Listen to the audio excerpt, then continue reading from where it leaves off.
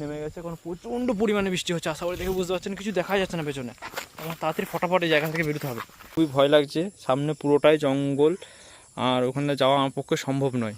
Hi guys, আবার চলে এসে আপনাদের জন্য নতুন একটা ভিডিও নিয়ে। তো আশা করি আপনারা সবাই ভালো আছেন। তো আজকে আমি এসেছি নদীতে ছাগলের জন্য পাতা আনতে।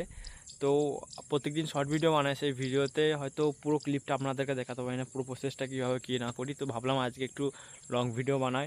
তো এই ব্লগ ভিডিও অ্যাকচুয়ালি বানানোর ইচ্ছা করে, কিন্তু অনেকেই দেখে না, তো মানে মোটিভেশনও আসে না। তাও ভাবলাম আপনাদের জন্য একটু শেয়ার করি। আর এখন দেখতে পাচ্ছেন এই যে সামনে একটা ক্যানাল রয়েছে, এখন জল ভর্তি হয়ে গেছে দুদিন বৃষ্টির জন্য।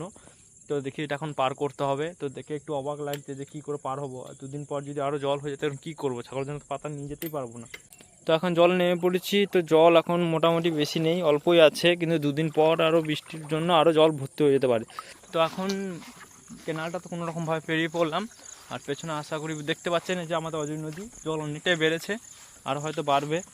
আর এখন আমি হেঁটে হেঁটে যাচ্ছি, এখন যেখানে পাতা পড়বো সামনে, ঠিক আছে। সামনে অনেক জঙ্গলও আছে, দেখতে পাচ্ছেন। ওই যে সামনে জঙ্গল যেগুলো রয়েছে ওইখানে যাব। আর এই সাইকেল নিয়ে লগা নিয়ে এক হাতে করে আর এক হাতে ফোন ধরে খুবই অসুবিধা হচ্ছে। তো ওইখানে পৌঁছাই, তারপর আপনাদেরকে দেখাচ্ছি, ঠিক আছে, কীভাবে কী করছি না করছি। খুবই অসুবিধা হচ্ছে, এক হাতে সাইকেল নিয়ে লগা নিয়ে হ্যান্ডেল করা যাচ্ছে না। এই সামনে যে গাছটা দেখতে পাচ্ছেন, তো এই গাছটার নাম হলো জলডেমুর গাছ, আমরা জলডেমুরও বলি।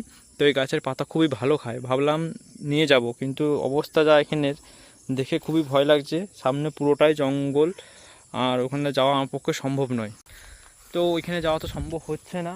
তো ভাবলাম পেছনে যে জঙ্গলগুলো দেখতে পাচ্ছেন ওইখানেই যাব, আর ওইখান থেকে পাতা নিয়ে আসবো। তো আগে যাই। তো গাছ যেটার ভয় ছিল সেটাই হলো, অল্প অল্প ঝিরিঝিরি বৃষ্টি পড়ছে, আশা করি দেখে বুঝতে পারছেন নাকি জানি না, তার জন্য টুপিটা পরলাম। কিন্তু পেছনে পুরো জলের সাউন্ড পাচ্ছি, যে এত জোরে বৃষ্টি আসছে, এখন কি করবো বুঝতে পারছি না। তখন দেখি মাঠে, পুরো ফাঁকা মাঠে রয়েছে, এখন একটা সেফ জায়গায় আমাকে যেতে হবে। আশা করি দেখে বুঝতে পারছেন জোরেও জোরে জল আসছে, আর সামনে যেতে হবে, আর ক্যামেরা জল পড়ে গেছে আমার।